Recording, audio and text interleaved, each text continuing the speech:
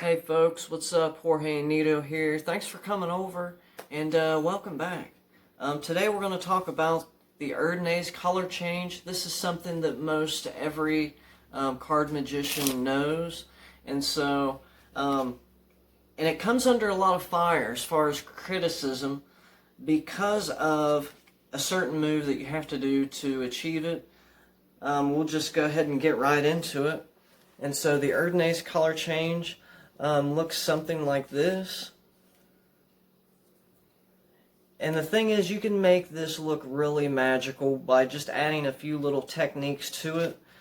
And so what we'll go ahead and do is talk about the negative criticism that it comes over.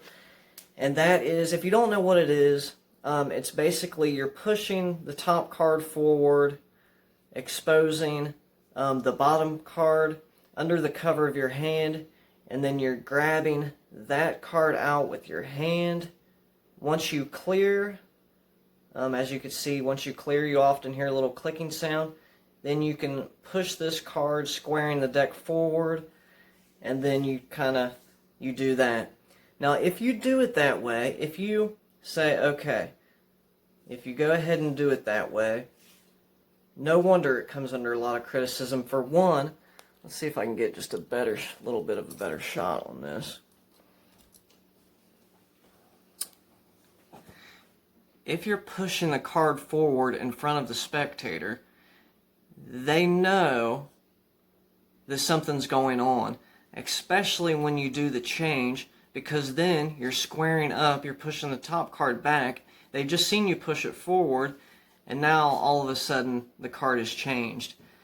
Even though they may not know the inner workings and how it works, they know that something happened because they just saw this right here. And then the second thing is, they see that. That does not look good. And so how to avoid that is, let's get a little bit better of contrasting colors here. Let's do that one and that. So this is the way that I get around it.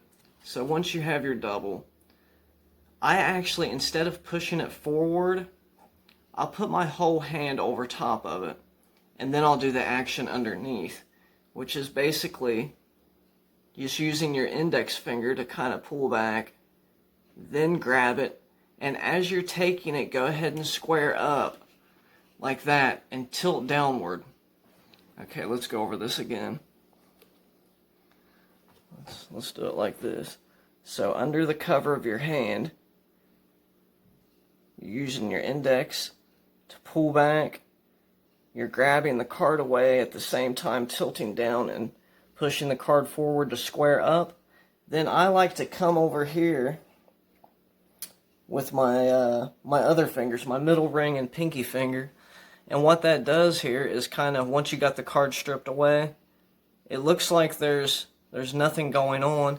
You can even come over here, and you're just looking for different points of contact to where you can keep this card from falling down. And once you're ready to do the change, that's when you can hit it.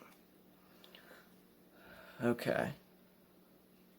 So you do that. Just like that. And you can make it look really magical by the reveal that you choose to reveal. So what I mean is, you could do one of these things right here where you're just kind of open your hand up and let them see that the card is changed through the windows of your open fingers. Here's one that I like to do, is actually kind of give this printing effect. And that's pretty simple. You just make sure you got the other card over here, come over here with the other fingers holding the card in place, and once you've squared up the card, then you just act like you're printing it off. That's one thing. Something that I see people like to do is this little sort of action where you you do the change and then let's see if I can go ahead and just do it real quick. Where it's like So kind of like that. So there's all kind of ways to make this effect look really, really magical. And so don't, I would highly suggest not to do the original pushing of the card forward in front of the spectator, like so. I'll give you another tip here in just a second. And then squaring it up like that.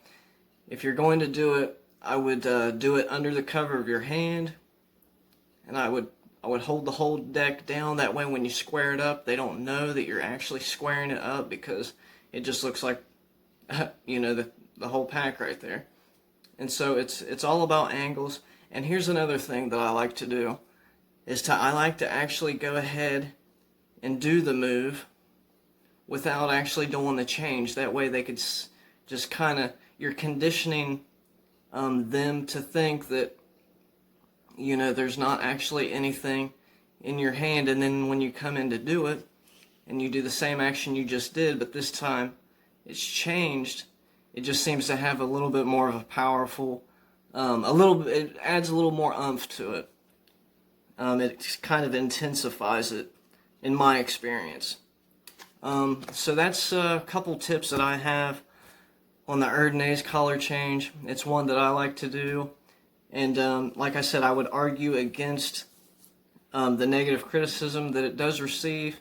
It's just all on how you present it. And that's with any trick in general. So guys, thanks again for stopping over. And God bless.